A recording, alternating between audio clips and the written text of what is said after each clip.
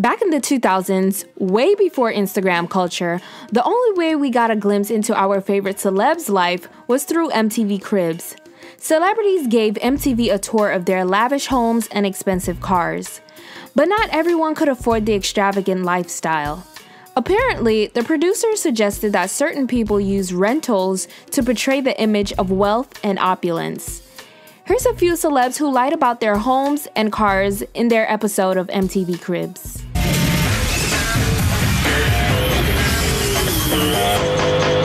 The Yin Yang Twins stormed the rap game in 2003 with their down south hits Salt Shaker, The Whisper Song, and their collaborations with Lil Jon.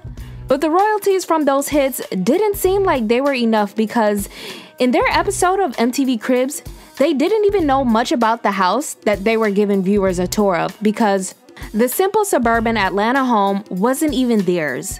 The house decor was a dead giveaway. Then you come along, we got the boats to go with the fish. When I seen these, I said, I gotta get them. Yeah, with my brothers. Yeah. Sailboats, come on now. They probably didn't even do a walkthrough or even see the house before filming. But the cars did belong to them. They definitely knew much more about the cars than the house. Redman is a well-known rapper and producer. He founded Cash Money Records and signed today's biggest rap stars like Lil Wayne, Drake, and Nicki Minaj. He was one of the richest rappers in the world in 2006 when he filmed his CRIBS episode. The house may have belonged to him, but he borrowed a 1973 Chevy Phantom and passed it off as his own. Then people found the real owner in a Midwest Street Riders DVD. Check out the car running, volume 3. You'll see some clowning video with it, with the real owner, not baby. 50 Cent was another successful rapper and mogul in the 2000s. His #1 debut album produced the 2 #1 hits In the Club and 21 Questions. He founded G-Unit Records shortly after and released a G-Unit clothing line. In 2004, he became a beverage investor for Glosso's Vitamin Water. This helped him become one of the richest rappers during that period. In his 2007 CRIBS episode, he showed off his massive 19-bedroom Connecticut home, a home he had purchased from Mike Tyson. In the episode, he showed off his collection of Ferraris, but turns out, he actually rented those cars.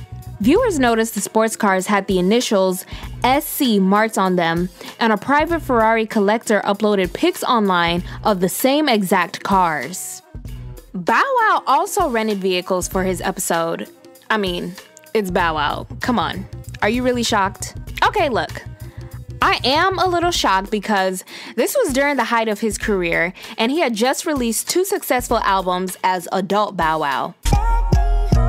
When he was Lil Bow Wow, he had hits like Bounce With Me, Puppy Love, and Take You Home.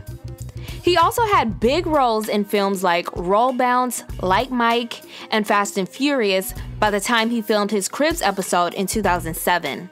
He actually did 2 episodes, one at his Atlanta home and the other at a Miami condo.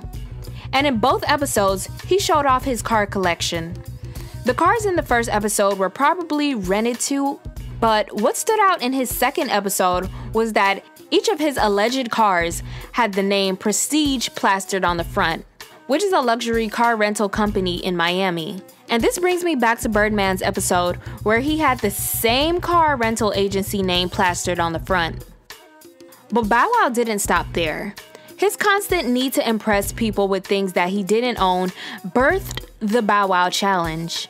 In 2014, Bow Wow showed off a Ferrari on Instagram, but then he got embarrassed by the car rental agency when they outed him for using one of their cars.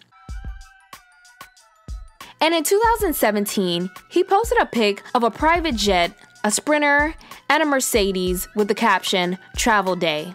And since it is Bow Wow, people went digging and found the stock pic on Google that's actually owned by Fort Lauderdale VIP Transportation, and he was spotted on a commercial flight. Bow Wow is a big cornball, but let's not act like we weren't fans of his back in the day. Yes, even you. JoJo shot to fame in the early 2000s with her hits Leave, Get Out, and Too Little Too Late. JoJo came from a low-income household and was raised as a single child by her single mother. Fortunately, her talent earned her a record deal, but unfortunately, it was a bad deal with Barry Hankerson's Blackground Records, and she was caught up in a lawsuit with the label over her music. JoJo filmed her episode in 2005, and while the house wasn't lavish, she still called it her home and gave viewers a tour. She later admitted to Huffington Post in 2015 that her and her mother were actually living out of suitcases in different hotels, and she used her uncle's home for the episode to have something to show. At least she didn't pretend to be living a life that she wasn't. Ja Rule had some of the hottest hits in the 2000s and had a bunch of top charting songs. He was signed to Irv Gotti's Murder Inc. and often collaborated with Ashanti. I'm sure he made a lot of money from those records, but in his 2001 Cribs episode, he showed off his 8-bedroom Miami mansion with an amazing waterfront. The episode was filmed over Memorial Day weekend, and towards the end, viewers got to see a massive yacht and house party. That's cool and everything, but that wasn't even his house. He ended up getting sued by the homeowner for unauthorized taping for the show and damages to the property from the party. She found syringes and condoms all over her home. I know this video is about celebs faking their images for MTV Cribs, but one person who was not interested in exaggerating his wealth was Redman. His episode is probably one of the most memorable episodes in the show's history because he did not attempt to create a fake image or rent a house for the viewer's satisfaction.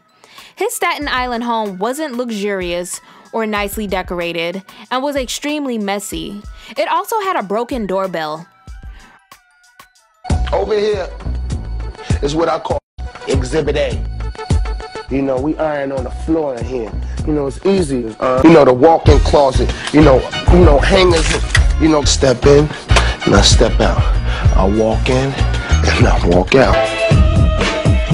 Oh yeah, that's my cousin right there.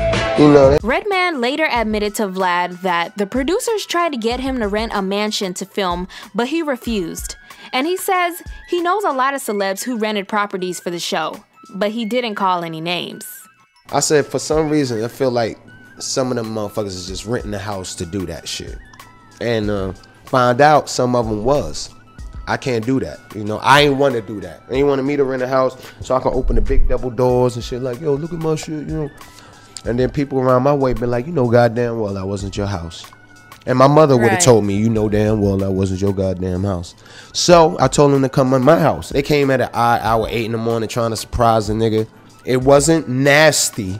There's a difference between being junky and nasty. My shit was junky, but I'm not nasty. I don't have roaches and ants. I don't play that shit. I can go on and on about these celebs on MTV Cribs, like Dame Dash renting Mariah Carey's home, or Robbie Wilson using Jane Seymour's house for his episode. But this is why we shouldn't pay attention to the luxuries that people flaunt, because a lot of the times it's fake, or you don't actually know what they did to get those things. And this was way before Instagram culture. Just imagine how bad it's gotten now.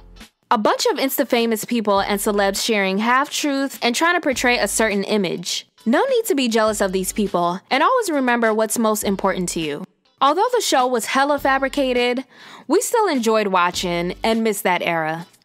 Go ahead and let me know your thoughts in the comments below, and like this video and subscribe to this channel for more content.